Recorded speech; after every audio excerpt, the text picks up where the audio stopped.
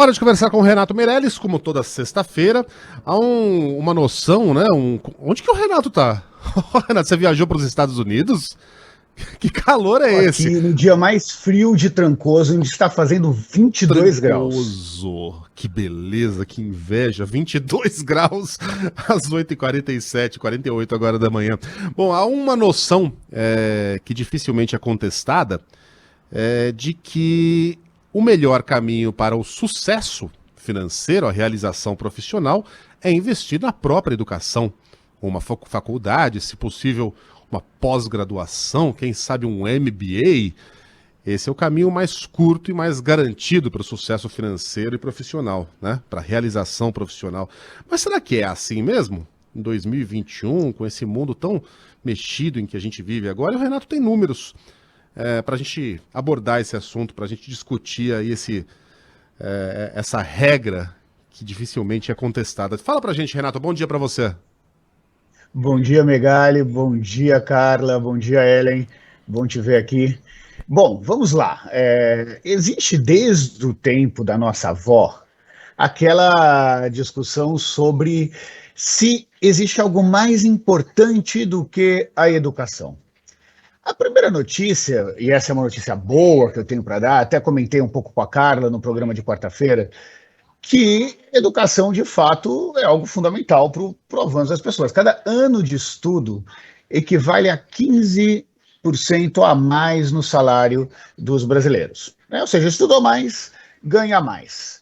E o salto de quem se forma no ensino médio para quem se forma na faculdade é de um aumento na média aí de 3, 4 vezes o salário.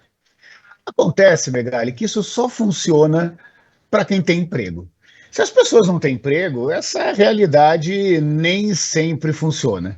O que a gente começa a ver hoje, por exemplo, são uma série de motoristas de aplicativos que têm nível superior. Não é pouca gente não, tá? Nós estamos falando aí de quase um quarto dos motoristas de aplicativos, como o Uber ou 99, que têm uma faculdade e que utilizam esse recurso do aplicativo ou como única fonte de renda, né? E nós temos aí mais da metade que utilizam como única fonte de renda, ou para complementar a renda de um trabalho pessoal, de um trabalho que muitas vezes não é suficiente para fazer o dinheiro chegar até o final do mês. É bem impressionante esse dado, hein? Um quarto dos motoristas de Uber tem curso profissional, né? Tem diploma universitário, isso é bem impressionante. Mas, Renato, ok, isso é até uma obviedade, né? Se você não está empregado, não adianta você ter estudado em Harvard. Mas para você arrumar um emprego, o diploma ainda não é importante?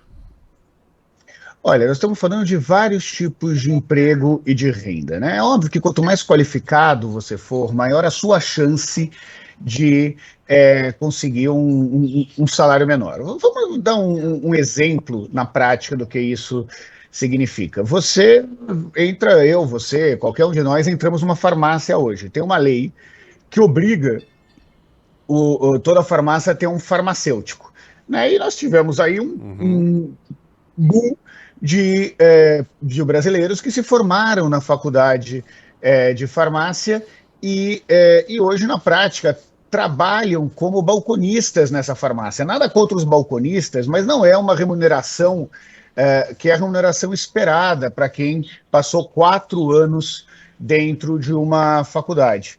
Então, isso causa, na verdade, um overpromise, ou uma expectativa maior do que a realidade tem sido capaz de entregar sobre o quanto que um diploma de nível superior garante um futuro profissional. E isso cresce ainda mais, esse medo se de fato o diploma do terceiro grau, o diploma do nível superior, vai efetivamente impactar na renda, quando todos nós observamos de pessoas que com muito mérito não tiveram oportunidade de estudar, mas conseguiram ganhar dinheiro. Nós temos aí o dono do mercadinho, que não terminou o ensino médio e ganha 50, 60 mil reais por mês. Nós temos grandes celebridades do esporte ou da arte. inclusive entrando no universo corporativo, né? Nós vimos agora a cantora Anitta, sem dúvida nenhuma, o maior fenômeno pop, não só do Brasil, mas da América Latina, que virou membro do conselho do Nubank, que é um dos bancos que mais crescem no Brasil. Virou diretora artística da Ambev, entrando em territórios que antes eram exclusivos exatamente para aqueles brasileiros que tinham conseguido fazer MBA. Agora, o Renato, Megali, Carla, botando aqui um pouco mais de molho nessa conversa, trazendo um pouco da experiência. Lembro que um dos clássicos estudos que comparavam a questão da escolaridade com renda, ele foi do Ricardo Paes de Barros no IPEA, né? E ele já mostrava, por exemplo, que o nível educacional dos seus pais acaba influenciando muito quando você vai a conseguir ou não melhores empregos, né? E por isso, por exemplo, esse é um bom argumento para a defesa da política de cotas. Não necessariamente, eu fui professora de ensino superior aqui no Brasil, muitos dos meus alunos se formaram, e foi exatamente o exemplo que você deu. Eles eram, sei lá, vendedores de uma loja, eles foram promovidos a gerentes, eles não foram trabalhar na área que se formaram, que se graduaram. Mas eles têm muito mais condições de dar um amparo futuro para os filhos que irão passar por uma formação e que terão provavelmente menor evasão escolar, porque tem um amparo maior educacional dentro de casa. Então esse foi um bom argumento, inclusive, para você instituir cotas, né, e tentar democratizar mais o ensino superior. Por outro lado, a gente teve uma política de incentivo, que acho que foi super bem intencionada, de ingresso no ensino superior, mas que não pensou muito nas consequências. Muita gente acabou abandonada no meio do caminho, não conseguia terminar de pagar o seu FIES, e aí você não via esse retorno que era esperado do ensino superior como forma de depois renda, né? Então me parece que tem essas duas realidades que a gente viveu de transformação do Brasil aí nos anos 2000, que tem a ver com isso, um grande ingresso de pessoas no mercado de trabalho, mas não necessariamente esse ingresso dando resultado imediato, né? Ellen, super bacana você resgatar esse estudo do Ricardo Paes de Barros, do PB, que na minha opinião é um dos maiores especialistas aí no estudo estatístico sobre o Brasil, é um dos brasileiros com maior número de publicações no exterior, sem dúvida nenhuma, uma grande referência para mim. Esse cálculo funciona em especial sobre a escolaridade da mãe, né? Então não adianta o pai ser muito mais escolarizado se a mãe não é. Na prática, significa que mães mais escolarizados têm filhos mais escolarizados e isso impacta no futuro. Eu conversei na quarta-feira com a Carla e a gente também mostrou o efeito que isso tem, inclusive na educação presente nos tempos de pandemia, né?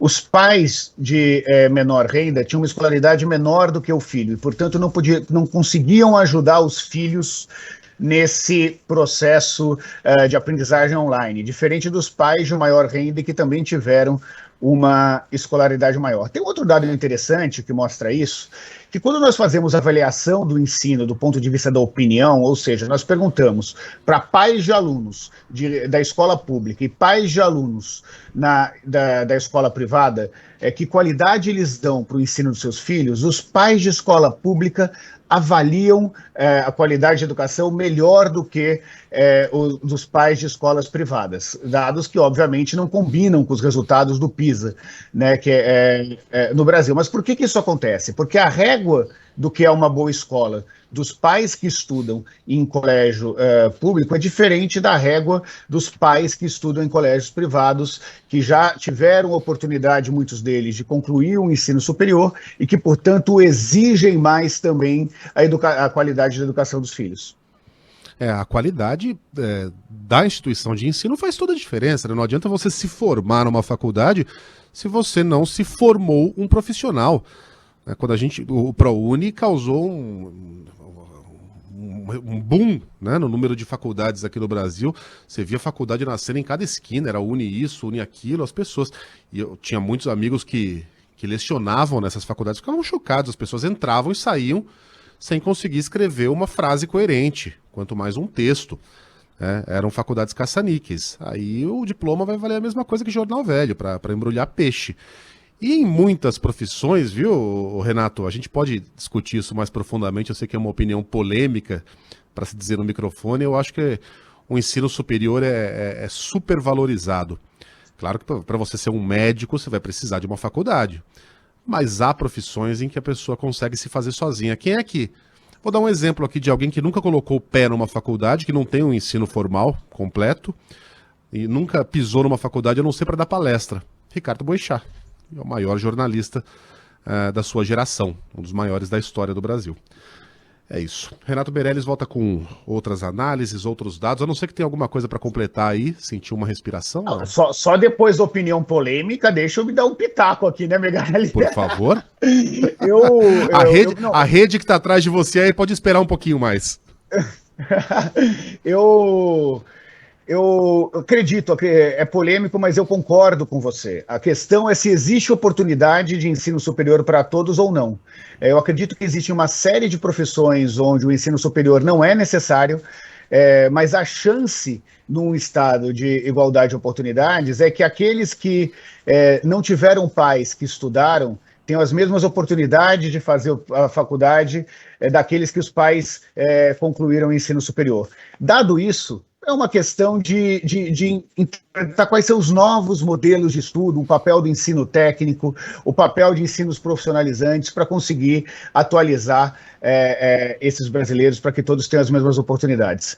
Megali, Ellen, Carla, ouvintes da Band News FM, foi um prazer estar aqui com vocês nessa sexta-feira de 20 graus diretamente do Brasil. Sempre bom dia ali, Renato. Ô Ellen, quando é que você imaginou ver isso na sua vida? Um apresentador com uma rede de fundo, conversando com o colunista com outra rede de fundo. Não é? A diferença é o entorno, né?